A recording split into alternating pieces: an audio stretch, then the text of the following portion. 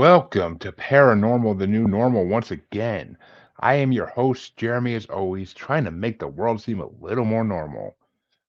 Are we going to do that today? Well, actually, kind of, I guess. I mean, in a way, but more to come on that. I'll explain my logic at the end. But uh, I am joined, as always, by another wonderful guest in the world of the paranormal. And she's actually a kind of a new entry into the world of the paranormal in a way. My guest is Tamara Smith, who is a new paranormal author, and we are excited to have her and talk about her book and future books, possibly. Tamara, how you doing tonight? Yes, hi. Thank you for having me on. I'm very excited to be here today. And definitely, I am new to this whole thing. Definitely loved watching all the movies, TV shows, and all of that other fun stuff growing up. It's always been a interest of mine, but to delve into it the way that I have now is definitely completely different from the norm. Yes, you have done something I've only dreamed about in my wildest of dreams because I know I never could freaking do it. But okay, I take that back. I can do it, but I don't have the time to do it. I don't think. I don't know. It just doesn't seem to ever work out. Can't say I've really tried, but I've always wanted to do what you do. And well, for all you folks out there saying, "Well, what the hell does she do?" Tell us already. Yes, She's yes. Yeah, it's a little bit of a weird story. So it's funny that you say in your wildest dreams because this whole thing actually did start as a dream. So I actually am a payroll manager, which is very shocking to most people when they find that out that I have written a paranormal book in the werewolf realm. It's probably the most shocking thing to have those two things put together. But my daughter, all the time, she kept me up when I was on maternity leave. She wouldn't fall asleep. And of course, then when she finally did fall asleep, I couldn't sleep. So I got stuck reading a lot of these paranormal stories. And I've always been more intrigued with the werewolf vampire kind of genre of the paranormal. And one night, I guess it all kind of trickled in with that lack of sleep. When I finally did fall asleep, I had the wildest dream. It felt like I was watching a movie. I could see and visualize everything, the scenes, what was happening. I woke up, I explained it to my better half right away. I'm like, oh my gosh, it was so cool. This happened and that happened and blah, blah, blah, blah, blah, blah, blah, blah. And he's like, whoa, whoa, whoa, whoa, whoa. Like, stop telling me about it. Go write it down. He's like, I'll watch the kids. And of course, like, I'm on mat leave. I got two young kids. One's a couple months old. The other one was 3. I'm like, wait, you're going to watch the two kids and I'm going to go off in a little corner somewhere with the door closed and you're going to leave me alone. You're going to watch them and I'm going to do my thing for sure. I was like, that sounds like a good deal. Like, I'll take it. I had no idea by the end of this that I would have an actual published book and I would finish it. I thought I'd just get at least like a couple of days break and then I would give up completely and go back to doing being a mom and doing the things that I needed to do. And he just kept watching them and I kept typing and eventually I had a finished product and it was quite the accomplishment to get that done. it sounds. I mean, that story alone is just. I mean, well, that one to have a husband not do that. Props to the husband because I Yep. that's the type of thing that's the type of thing I would do if my wife was ever so inclined to write a book in that moment. But and I mean, the fact you did a werewolf book just makes my heart soar into so many different places because I've been a fan of werewolf literature for a long time and vampire literature as long as it's not Twilight. I swear to God, as long as it's not Twilight, I'm good. But but what was I gonna say? And we even don't. I have a thing for saying even we don't like the word werewolf on this show even because I prefer the real term dogmen. But Yes. You mentioned that. but so before this, were you ever really into like the paranormal at all? Like, did you? I mean, I know you said you watched some of the movies and whatnot, Oh, but did you I've ever? watched all of them. So my dad always liked watching Silver Bullet and stuff like that. So grew up watching that kind of stuff. But Classic. I was into like all the crazy like teeny bopper stuff, Buffy, Angel, Supernatural, like Grimm. I watched all of those kind of things. All the movies, the Blades and the Underworlds and like all of those type of things. Like I just have always been intrigued by all of that kind of stuff, even the really cheesy ones, the gory ones. Like I'm all in. Just totally watching more so that side of it. So, but with watching all these, did you ever actually look into your like if there's any like Bigfoot sightings or dogman sightings in your area, or like did you ever actually try to? Did it ever actually get you into like the more cryptid side of things, where you? we're actually like online, like, okay, where's Bigfoot been seen around here? I haven't gone that far into it, but I do know. So right now I am residing in Vancouver, British Columbia. So we do have like the Wendigo and that kind of stuff going on over here is Ooh. what the sightings that they talk about and stuff. I haven't gone out and been like, ooh, let me go find them. Like I said, I've got two kids and I don't have time for that kind of Oh, stuff. I get that. I 100% get that. So trust me, trust me, I get that. So, uh, I mean, I love that you brought up the Wendigo though, and the fact, okay, Vancouver, I know that area is 100% Wendigo territory. We might get into that in a little bit. We might, but so tell my audience, what is a brief synopsis of your book without giving away spoilers? Yeah, you know what? I do give away some spoilers. So on my website, I do have chapters 1 and 2 that I actually recorded and read out to people. And there is a big spoiler in chapter 2. Essentially, there's a young girl, early 20s. She's, just trying to live the simple life. She doesn't want anything extravagant. She's working a summer job as a waitress outside of her school, university, that kind of stuff. She's met the perfect guy, fiance, ready to get married. She's got a group of friends. Everything is lovely. And she ends up going out on a night on the town with her friends for one last shindig because she hasn't really spent much time with them, only to find out that her significant other is there with another woman. I will leave how she finds that out to the imagination and to you guys, but that is kind of the spoiler that does come out of the very early on, which kind of sets her spiraling. And she goes through this whole thing of deciding, what am I going to do? Like, I can't believe this. My whole life is falling apart. I had this plan of like my picket fence and all this stuff. And now what? And one of her friends just tells her, you know what? The only way to get over it is to get even. And she's like, what? I'm not like that. She's like, yeah, you should do it. So long story short, she ends up deciding she's going to have a one night stand and just happens to pick an alpha of a werewolf pack to be the person who she has this one night stand with. And unbeknownst to her, he turns out to be her true mate from the moon goddess, and they go down a whole realm of figuring out hidden secrets and things like that. And he tries to woo her over while in the midst of his own war with another alpha, trying to protect her, gain more power, that kind of stuff. So yeah, it kind of unfolds from a bunch of different avenues. Nice. I like it. I like the sound of it so far. I'm gonna have to read this now. I'm gonna have to read it because I see. I almost kind of wish I read it in the last couple weeks before but know I wouldn't have finished in that time. It takes me a month to finish a book at this point in my life, but at least, and that's if I actually spend like every day on my lunch break reading a little bit of it. But and that's the only way it happens. But so, so right now is it only werewolves or did you throw in some other creatures of Yeah, so mostly werewolves. I did throw in a couple witches here and there in the first book. So I started writing this book, as I said. I just kind of brain dumped everything I saw in my head in the dream. I went to work. I just really jotted down, like, what did I see? Write it down. What did I see? Write it down in rough draft form. Just tried to dump everything out of my brain onto a piece of paper. And by the end of it, I was getting kind of far along, and I'm like, huh, how many pages should a genre like this be? And I went and looked up some of like the normal, some of the books of what was going on, and realized that I had already exceeded the page count of like a normal size book. So I was like, oh, I have a lot more to write. So I'm pretty sure it's going to end up being 3 books. I only able to fit part of the story in the dream that I saw in my head into one so far. Um, so that was the first part, and then you probably will get through it very quickly. I promise. It actually has big words in it, which a lot of people have told me they like. And I'm a little OCD when it comes to reading. I can't set a book down without finishing a chapter. It just bugs me to finish mid chapter. So I actually Mhm. made all the chapters short. So, 6, 7 pages, you can make it. You can finish it, right? You can go to the bathroom real quick. You can go on the bus real quick.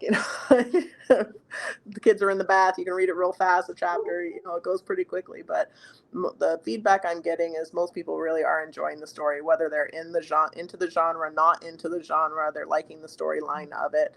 And the thing that I like about it, and that I like more so about a lot of the ones that I do watch, the ones that are a little bit more natural, that yeah, you know what, this could happen. Like there could be this whole society that's living alongside us and doing these things, and we may be completely oblivious to it. I mean, yeah, I as a the type as that separator I am too. I like the short chapters. I mean, Stephen King tends not to do that. His chapters are long as freaking hell, and it drives me nuts because like I literally used to smoke a cigar every night and read like sit down and read the Stephen King book I was reading at that moment, and it'd be I could finish a cigar and still be in the same chapter and I'd be like, what the fuck?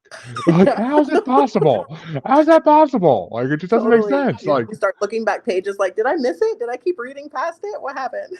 I'm trying to think of I'm trying to think what the I mean, it's J.K. Rowling kind of did that with Harry Potter. Like the chapters were shorter. Like there were like you can get through a chapter in 20, 25 pages, and that's what you want though, because then it's just yeah, okay, I got a chapter done. I can go back to work now or whatever and read the next chapter tomorrow. But I don't know. It's just sometimes.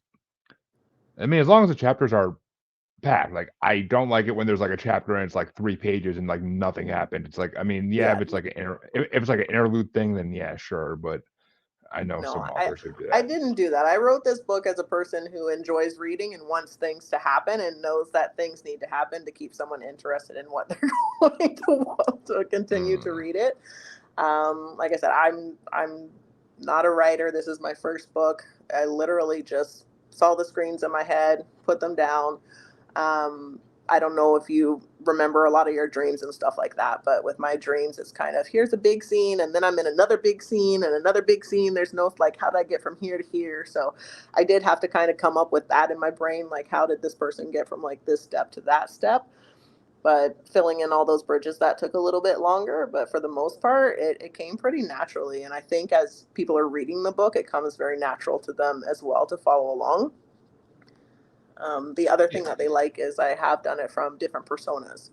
So the heroine, you'll follow it through her view. For example, in the club, you'll be listening as her. She's like, "Oh, I'm seeing this, I'm seeing that," and then it'll switch over to the alpha's character and like, "Oh, I smell this scent of like this," and like, "Wait, my mate is somewhere in here. Which one is she? I don't know." That kind of stuff. So I'll play some of the scenes over again so you can see it from different characters' perspectives.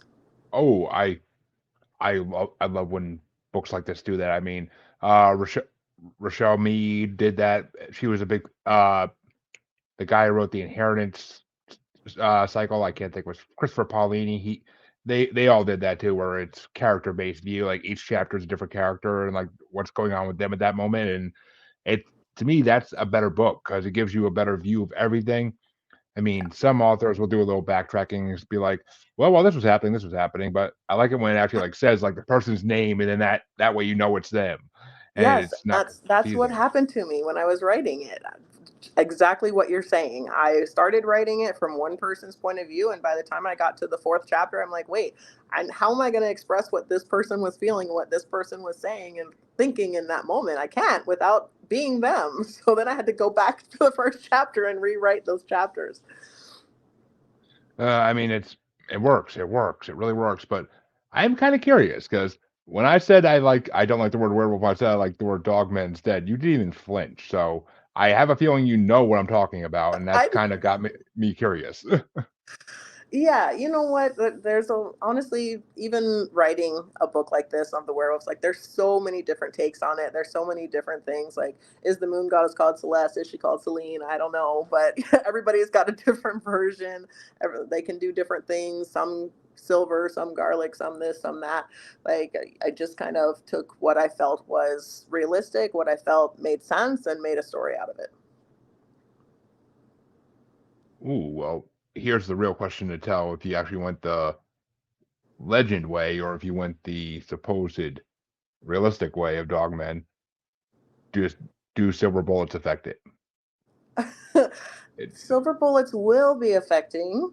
However, I went more with the wolf's bane in the first book than I did with the silver bullets. But yes, that will be coming a little bit later.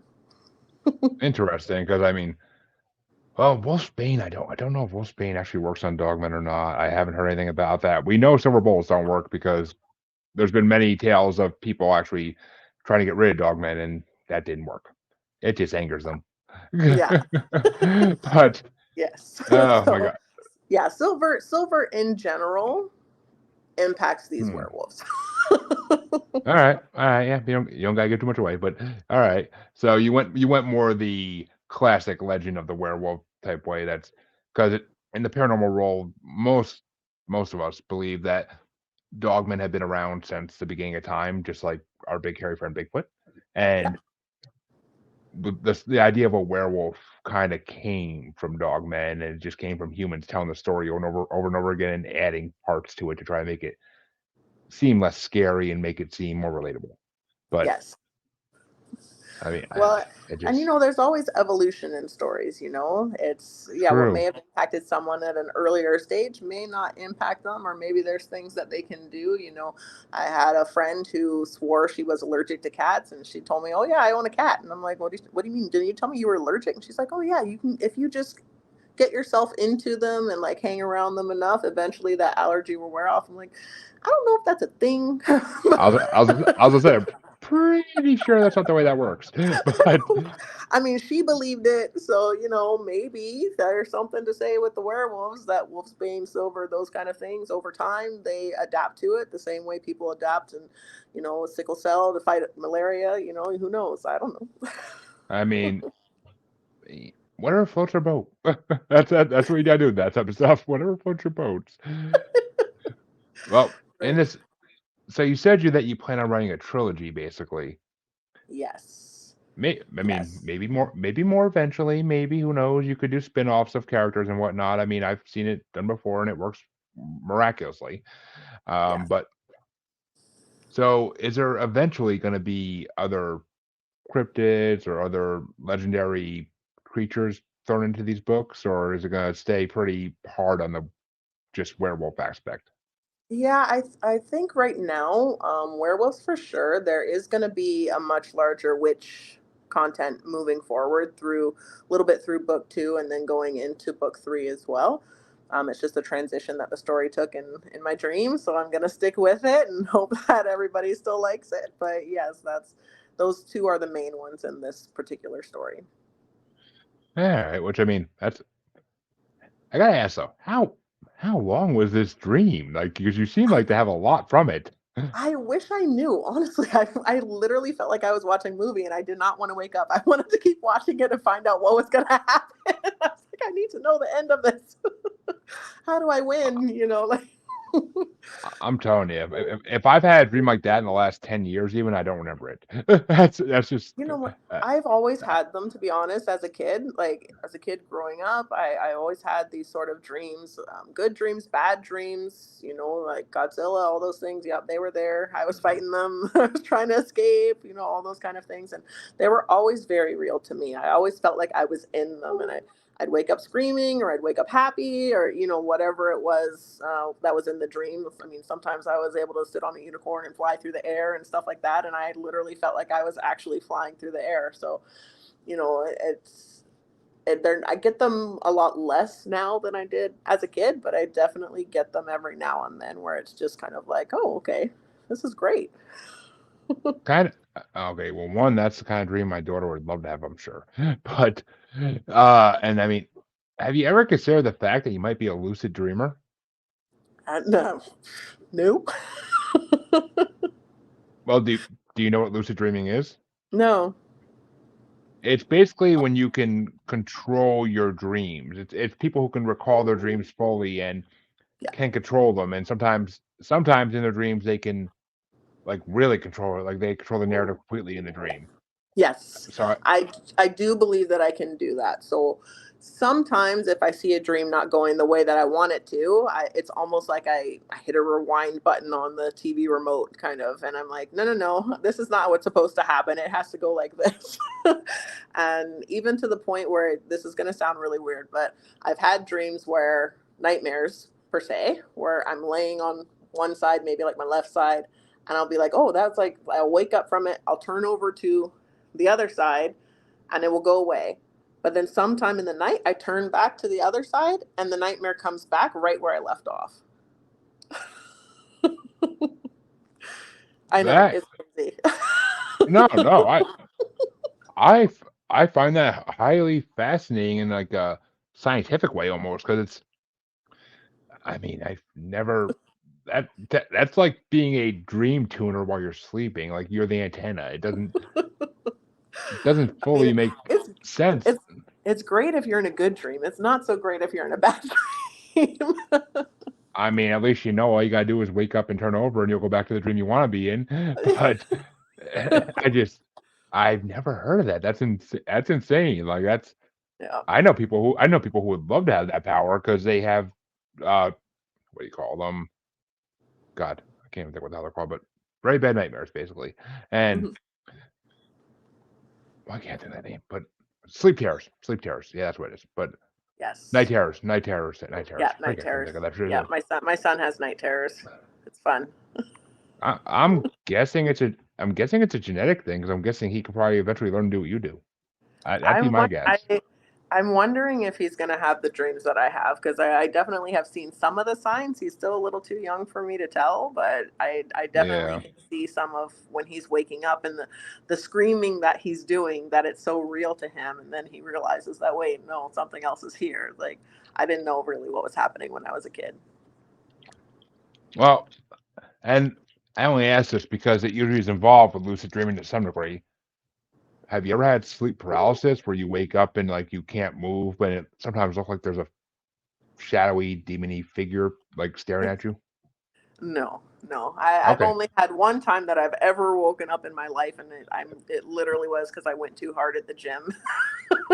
That hasn't happened anytime recently, but way back when I was like healthy and doing what I should be doing before kids, I had woken up and I couldn't move my body. I couldn't lift my arms, couldn't lift my legs. I was just like, yep, this is a stay at home day. I can't get up, but I know it was definitely over exertion at that point. Haven't Uh, had that otherwise. yeah, that's a little different. Sleep paralysis is a whole nother thing that people suffer from, and some people are terrified of it because it makes it look like there's some kind of demony shadow figure in your room when you wake up, and it's terrifying from what I've been told. But Yeah. luckily, I No. never had it happen. Yes. Thank goodness. I don't want that. Yeah, I mean, it's usually lucid dreaming and that go hand in hand. So that's why I was kind of curious. But I don't know. I mean, you would be you'd be an interesting case for paranormal research to try to figure that out. But I don't even know how they would go about that. Really, I really don't. It's not my forte to do that type of research. But it's Yeah, I'm sure I'll be hooked up to a whole bunch of things. Oh, something's happening. well, It's true though, because even at work, I would get a lot of epiphany moments in the middle of the night and stuff like that too. Like I find that my brain is still subconsciously, I guess, active, where it's doing things and it like when I'm in a dream, like I said, if it's something that's bad or something that I don't like, I definitely can manipulate it sometimes. well, let me. So you said you used to read these books all the time when your kids would keep you up. Yes. Do you have any favorite authors of them or favorite series that stick out to Yeah. you? So I can't say I have like a favorite or anything like that. So, it's kind of, I'm embarrassed to admit this, but, most of it was done on my phone through Facebook. I picked one of those streaming books. I just picked one and now I get them all the time. And I read the first couple pages and I'm like addicted. I'm so bad. I think I have an addictive personality when it comes to these things because I need to know what happens. And, I put money into it and I read the next page, and then I try to wait and just do like one chapter at a time, earning like coins by checking in every day. And it's so frustrating, but I do it anyways. and, and it was those stories that I got addicted to because they were right at my hands, like my kid is sleeping next to me in the bed. I got to be quiet. I got to be silent. I can't turn on the light and open everything up. So I put it on kind of like the moon, like dark setting as I could get it on my phone and just be reading and streaming it right there from whatever starry novel, web novel, Wattpad I could download and have. Yeah, I mean that's the great thing about technology. I mean, being able to read a book on Kindle is the greatest thing ever. I mean, yeah, I like holding a book in my hand as much as the next person, but you can't do things while you're Yeah, doing that. Even to like, get a sip of your drink, it's like you have to figure out how to like freaking move everything around, put it down in your leg, hope it doesn't fall over and lose your place. Like it's just I a know. And then complete I pain in spilled it the all over my ass. book. I can't read anything. I mean, with your phone, it's just like, okay, bookmark this for a second. Thank you, thank you. Good. Like it's just move the kid while holding the phone. Yeah, I can do that too. Like it's I know. just. And it remembers what chapter I was on if it accidentally closes. Yeah, I mean, yeah, and if you literally can open it again right away, it'll go right to where you left off. It won't even close out the app. It's great.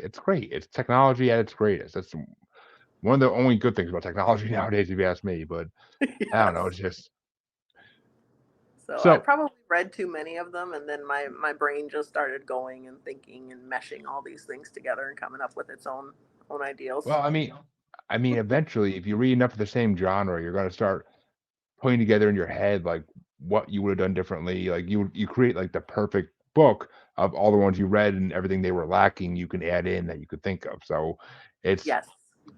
I mean, it literally is fan fiction, but done the greatest like form because I mean you got published, so obviously it's great fan fiction almost in a way, but it's just Yeah. I don't know.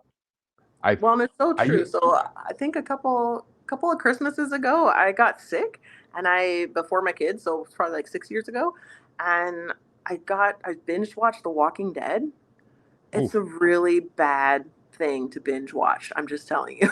Like, I I think believe it. after I watched like 5 or 6 seasons, and I literally was walking around going like, okay, if this person turned into a zombie, what would I do? If they broke through my door, how would I like get out of this predicament that I'm in this basement suite at the time? I was like, I was really going like stir crazy in my head, like this, like what if this happened? How would I do it? Like what would I do? And I was really morphing that into almost everything that I did for like the next 2 days when I finally like left my house after being sick.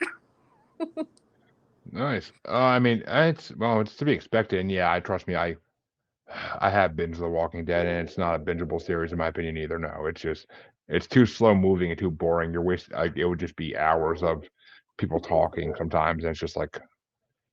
I mean, at least if you binge Supernatural or something, it's at least entertaining the whole time. But I mean, I honestly don't know how Walking Dead went on as long as it did. I really don't.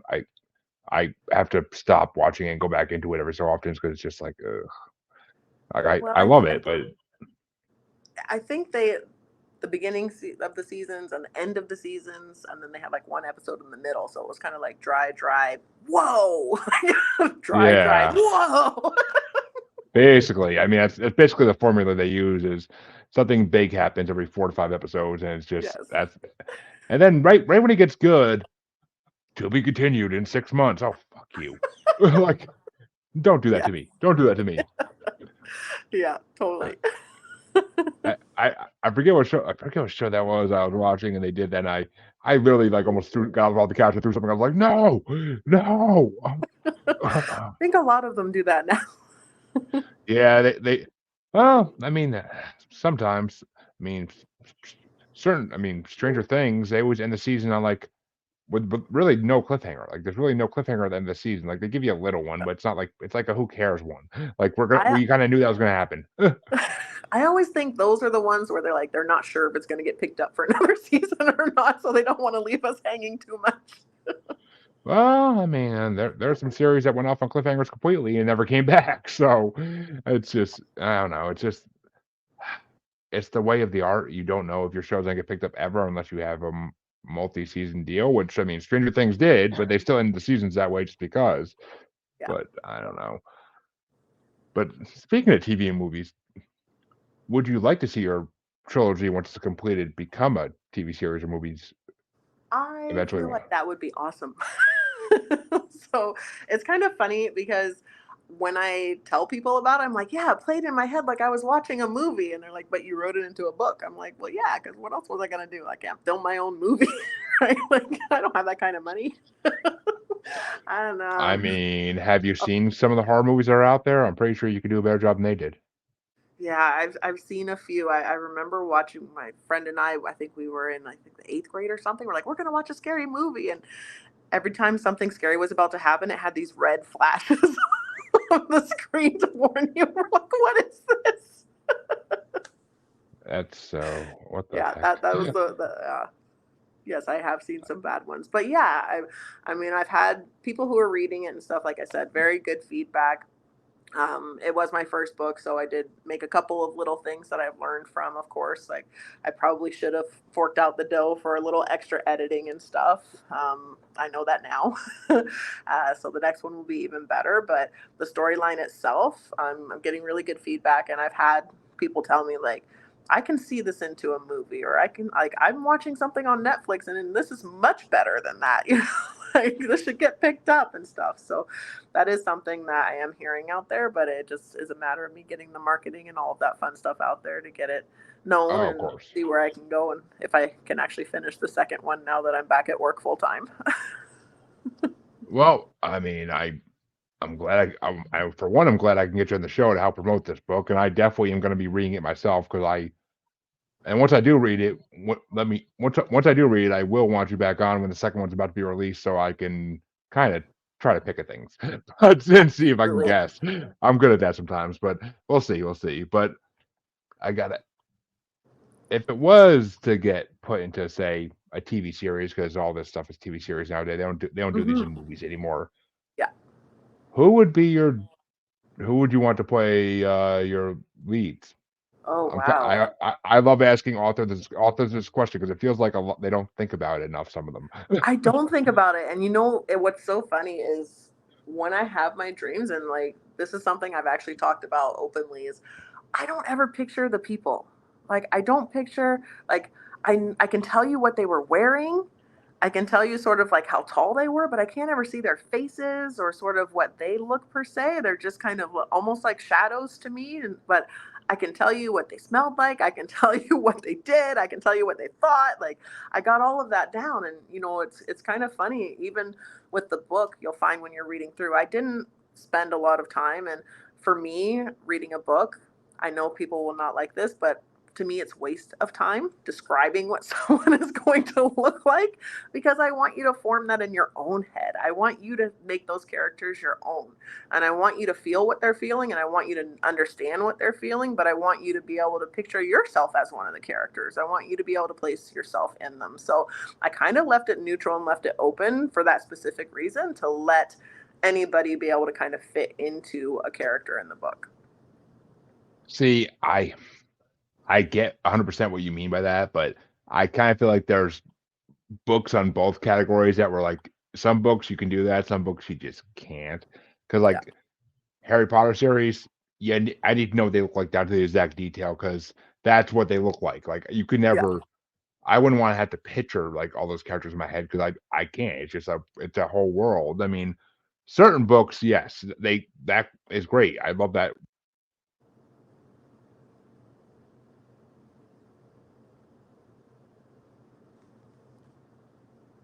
Oh, cut out on me a little bit. Decide to dive There we go. All right. when I'm Just in the middle of shows,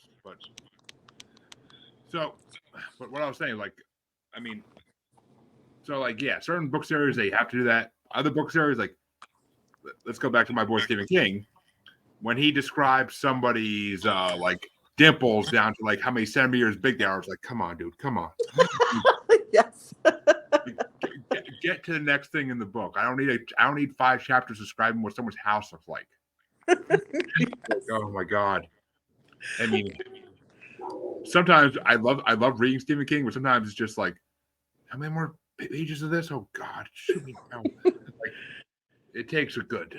I mean, you read it. It takes literally about 2 hours of reading to get to the good parts. Like Yes. literally.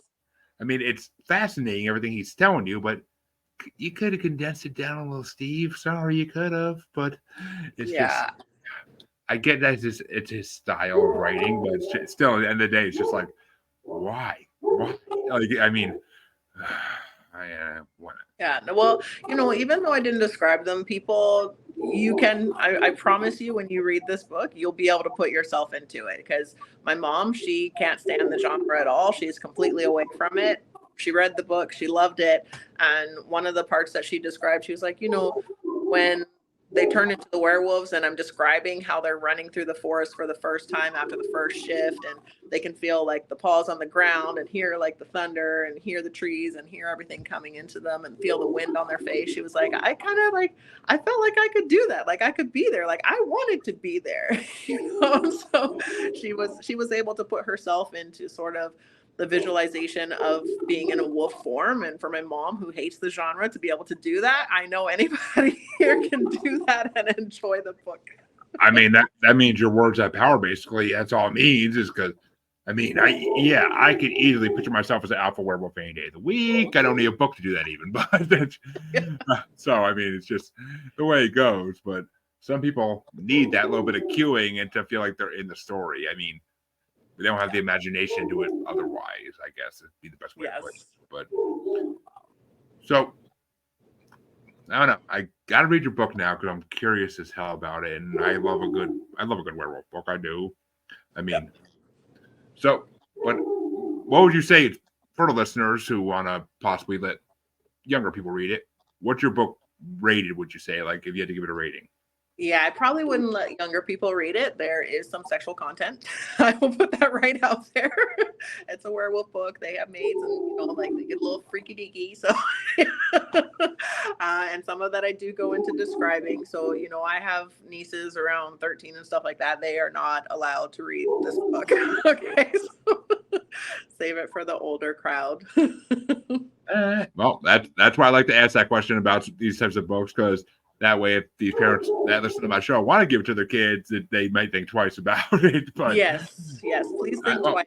I do warn you before at the beginning of the chapters, I do put sexual content in parentheses so that parents are aware. If they just want to skip and gloss over those aspects, they can. Yeah, I mean, but a book like that, you gotta have it, in my opinion. Otherwise, it's like, what's the point? I mean, yeah, it's still about werewolves, but I mean, it's not. It feels like it's missing a chunk of it. They don't do that. And plus, I mean, it's not like you're writing pure Bigfoot or werewolf erotica or anything like that. Like you can find on Amazon, and that, I swear to God, the one time I listened to an author get interviewed on a podcast as a Bigfoot erotica author, I Amazoned Bigfoot erotica, and oh my God, the amount of results that came back, I was like, really? What is wrong with this world? Wow, I'm shocked. I was too, and it's become a hot topic on my other paranormal podcast. It's become a hot topic now because we keep joking around saying when we run out of ideas, we're going to sit there and read Bigfoot erotica. It's free on Amazon as a part of our episodes. For sure. But I did mention in the beginning when I told you about the book that she goes and has a one-night stand with him. So, I do kind of have to describe that a little bit, Well, I don't know. It could have been one of those like old sitcom things where that's where it fades to black and then next chapter opens up the next morning. Yeah. And the door closes. Yeah. Exactly. You see a werewolf hand come out and put the do not disturb sign on the door. Yeah, I mean, that's comedy gold right there. That's comedy gold. See, this is why I should write sitcoms. But I don't know. Once I read it, I guarantee I'll be able to be like, okay, this character needs a spinoff. This character needs a spinoff. This character needs. You can tell me which ones need a spinoff for sure. I'll take that feedback. This character needs to be a vampire buddy cop spinoff. I don't know. I'll try to think of some ideas for it when I read your book. I definitely will. And absolutely. I mean, I have been reading the second book in Stephen King's Dark Tower series, but it's been taking me a long time because it's freaking. I literally will sit there and read 10 pages about him sitting on the beach, and I was like, why? Like, where's the actual storyline? What the hell? But okay, well, I can tell you this book, it's only 250 pages. Okay. Ooh, I like this. And you can see, I'll show you. The words are pretty big, so you actually feel like you're making progress when you're reading. Well, that's good. I mean, those are the type of books I like to read because for adults who work full-time jobs and have children and all that, we don't get time to read unless we have nannies, and no one I know is rich enough for that. So, but So No, I had someone tell me, they were like, "Oh, I'm so glad that you have the short chapters. I can read it on the bus, and then when I get off, I can finish off like the last page or whatever, and then I can go. Like I'm not stuck like halfway and can't get it done." I was like, "You're welcome. I did that for me, but you're welcome." well, I mean, you must have your needs match the needs of the many, apparently. So it works. It works. So speaking of that book, where can people find that book, and where can they find you if they want to give you a commentary or tell you something they think should be done? So the easiest way to get a hold of the book is through our friend Amazon. So I did go through self-publishing through a place called Book Baby, and it's everywhere. I mean, you can go to I don't know, Chapters if you're in Canada. You can go to Barnes and Noble if you're in the States, but I find Amazon Canada, Amazon US, UK, France. It's all over all the Amazons and a bunch of other things online, but that's usually the best and quickest bet. And if you want to reach out to me, my website is tamaradsmith.com. And I have lots of information on there. You can get the first 2 chapters for free. If you sign up for my newsletter, you can get chapters 3 and 4 also. And when you get those, you can also get the audio versions. I have read them out. So if you don't have time to read, you can at least listen and see if it's something that intrigues you. And if you don't know anything about werewolf lore, or you want to know the werewolf lore that I use in the book, I also have some references in my blog of where I came up with some of the ideas, and also a little cheat sheet of what werewolf lore applies to my book. Well, there you go. See, folks, she made it easy, and in a couple years when the trilogy's released, maybe there'll be a box set edition with a little mini book at the end, all about werewolf lore. There you go. Yes, for sure. I just gave you an idea. There you go. I know it might grow. I know that was something I had to keep track of my own self, even my character list and stuff like that. I had on the side, like, okay, this character is this person, because I had to keep referring back. I'm like, yeah, okay. I'm like, how do people do this? Like, I'm a novice at this, and I didn't get any feedback or help with this, and I'm like, I just kind of had to do my own thing, but I don't know if I did it the way everybody else does it, but somehow I got it done. Well, I mean, that's the key right there. You don't want to do it like everybody else does, because then it's not original. It's not you, and that's what you want. I mean, and obviously you publish it and it's selling, and people are loving it. So there you go. Yes. Job accomplished. And that's but that right there. That's part of the reason I never tried writing a book, even because trying to keep track of the characters is the part that I always dreaded. Like, especially in some of these books where you have like 50 characters, and it's just like, how did J.K. Rowling think of all these at the same time? And like, it's trying to keep all these characters straight. There's so many like one-off characters. You know what? I'd like to think that other people had to write legends the same way that I did. I literally had to write down the names and be like, okay, this is this person's name. This is who they are. This is what their wolf's name is. Because in mine, the wolves have their own personalities as well. So each one of them has a name, and they have different points of view as well, and certain things that happen. So it's not just the alphas or the human counterparts of the werewolf that we're discussing and talking and stuff. It is the werewolf version as well. Nice. Well, I will of course make sure to put your website as well as a link to the book in the description of the podcast when it releases. And I encourage my readers. My readers. You ain't reading me. I encourage my listeners and watchers, go check out the book. I mean, you could read the first 2 chapters for free on her site. I mean, you read 2 chapters, you like it, you buy the book. You don't like it, get some new taste. But that's the way I'll put it. But all my listeners and watchers, you know where you can find me. If you don't know, I hope a werewolf eats your cow. But check the outro, please. And Tamara, sorry, I fucking went back to the other one. Tamara, thank you for coming on the show. I really appreciate it. And I can't wait to read your book. And I'm telling you, when your second one's about to come out, I'm getting you back on the show to promote it. So thank you so much for having me, and I will absolutely be here when the second one comes out. Well, I will gladly let you come back on. And until next time, listeners, I shall be back, I believe, Wednesday and Thursday this week with 2 more interviews. So come check those out, and see you then. Have a good night.